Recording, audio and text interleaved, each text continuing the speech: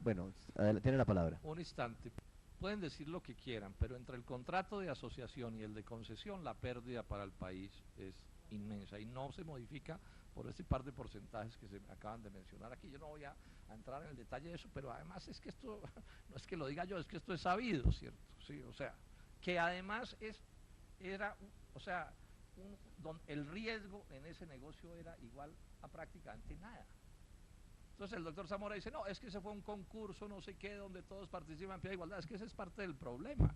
Que a Ecopetrol la pongan a participar en pie de igualdad en relaciones con el Estado colombiano, con Pacific Rubiales. Es que ese es parte del problema. Entonces aquí da lo mismo 8 que 80, ¿cierto? Entonces, Ecopetrol es la empresa de Colombia, es la empresa nacional, etcétera, etcétera, etcétera, etcétera. Nos interesa el know-how, aprender de crudos pesados, tantas cosas que son interesantes.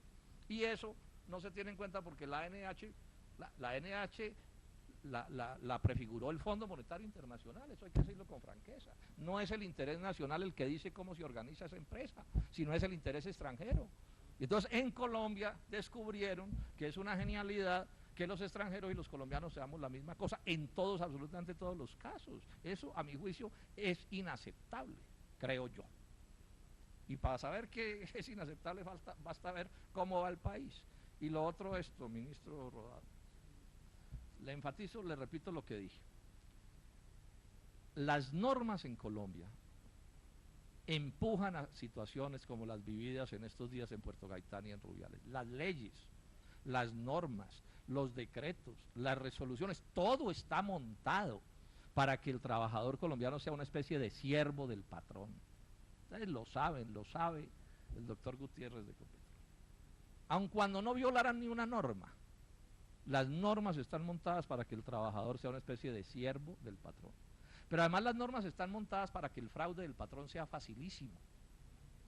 Pues para poner un solo ejemplo, 180 kilómetros de distancia entre donde duerme el trabajador, no, donde el pueblo más cercano a donde duerme el trabajador y la primera oficina del trabajo. Y de eso se dieron cuenta después de todos estos líos.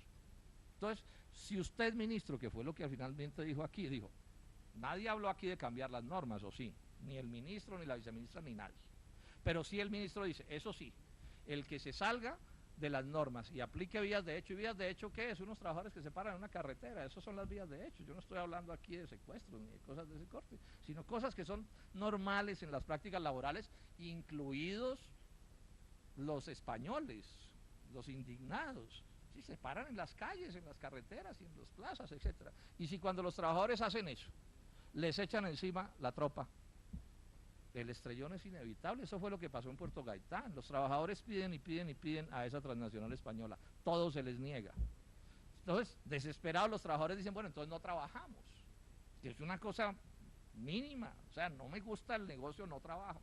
Y entonces la empresa se reúne y dice, bueno, entonces les suspendemos el contrato. O sea, les dice, los voy a echar. Y a los 2 días los echa. Y cuando los trabajadores salen por las calles de Puerto Gaitán a protestar, le llega el ejército y la policía. Si ustedes persisten en eso, ministro, va a haber más problemas en Colombia. Ese es el problema grave del asunto. Y por eso la bravuconada del señor de Pacific Rubiales. A mí nadie me da órdenes.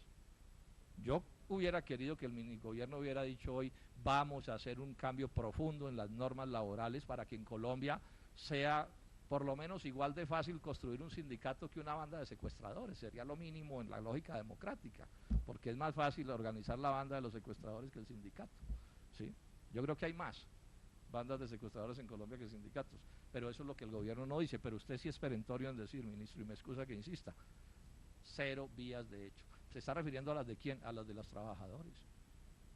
Fundamentalmente es lo que yo interpreto. No, sí, a todas, pero es que cuando se le concede a personas que son absolutamente desiguales, derechos iguales, usted está montando una injusticia tremenda, ¿cierto? Porque es que resulta que cuál es el país en el que estamos. Pero bueno, yo no voy a insistir en esto, yo simplemente dejo mi constancia e insisto en llamar al gobierno nacional.